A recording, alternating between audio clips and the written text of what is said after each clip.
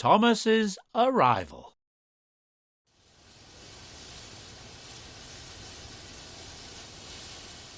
It was a warm summer's evening on the West Somerset Railway, and Thomas the Tank Engine was waiting at Dunster Station. He and Sir Topham Hatt had been invited to visit the railway and were on their way to Minehead for a big welcome. "I can't wait to get to Minehead Station and meet everyone," said Thomas excitedly. "You said you had a friend that worked on this railway, didn't you, sir?" "Yes, Thomas, I have," replied Sir Topham Hatt. "Mr. Peters and I have been friends for a long time, and I'm sure you'll get to meet him once we reach Minehead. And I know he's very keen to finally meet you, especially after I told him how useful you are." "Thank you, sir," puffed Thomas proudly. "Although I do hope my branch line back on Sodor will be all right without me. I'm sure my passengers will miss their regular train rides." "I'm sure your passengers will be fine, Thomas. There's no need to worry about your branch line," chuckled Sir Topham Hatt. "I've arranged for Percy and Toby to look after it while you're away. Bertie said he'll lend a hand too." Thomas smiled, thinking about his friends back home.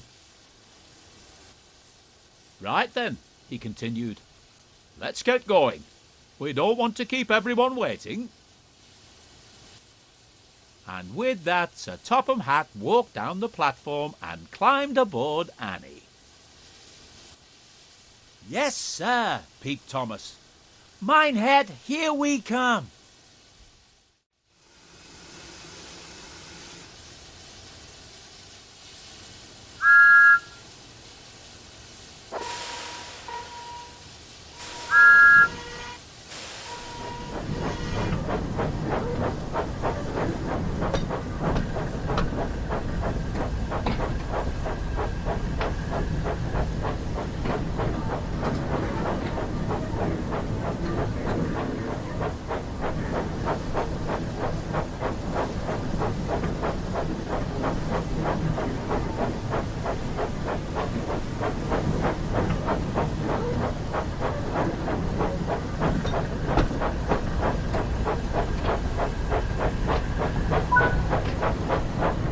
"I wonder what kind of jobs I'll get to do here," wondered Thomas.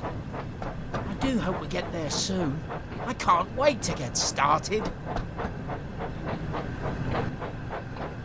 "Yes, it will be nice to finally arrive," said Annie sleepily. "I don't know about you, Clarabel, but I'm rather looking forward to a nice long rest after our long journey here." "Yes, Annie, it'll be nice to finally rest my wheels for the night. You should get some rest too, Thomas. You don't want to be tired tomorrow, do you?" "But I'm too excited. There's going to be a party tomorrow night to welcome us to the railway, and I want to make a good impression and show everyone that I'm a really useful engine, especially as we've come all this way." "We understand," sympathised Annie. "But as Clarabel said, you don't want to end up being tired and running late on your first day." Despite his excitement, Thomas couldn't help but be tired too.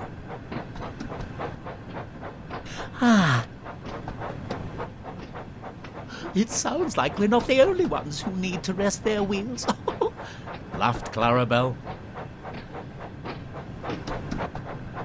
"Well, I suppose I am a little tired," he said wearily.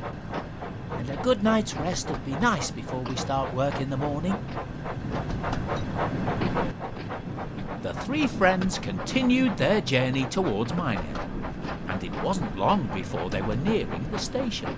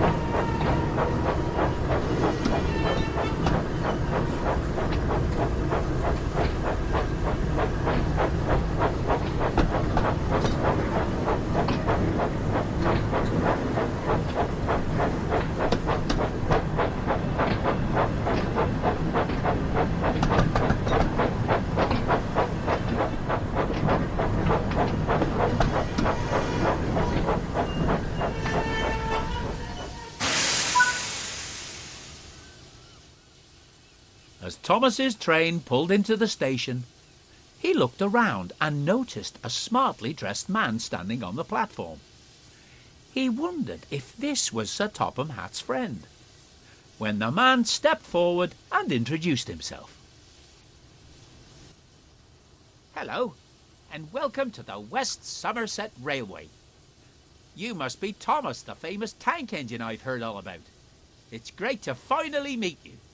My name is Mr. Peters, and I must say it's a pleasure to have you here." "Thank you, sir," puffed Thomas. "I'm excited that we have been given the chance to come and visit your railway, and I can't wait to get started." "That's what I like to hear," said Mr. Peters. "Sir Topham tells me you're a very hard-working engine, so I'm looking forward to working with you and making sure that you and all our visitors have a great time at the party tomorrow night." Just then, Sir Topham Hatt walked up. He greeted his friend warmly and started telling him all about Thomas.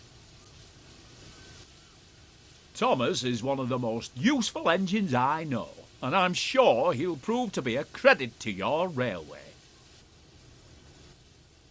"That's wonderful to hear," replied Mr. Peters.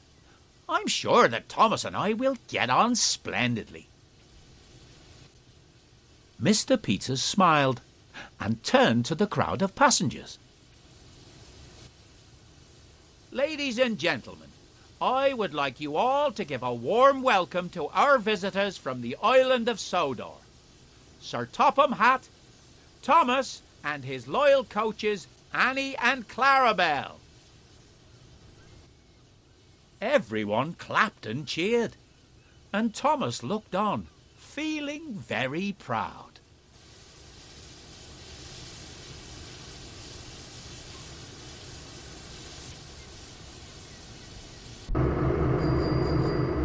But no one noticed that a familiar diesel engine was watching them from afar.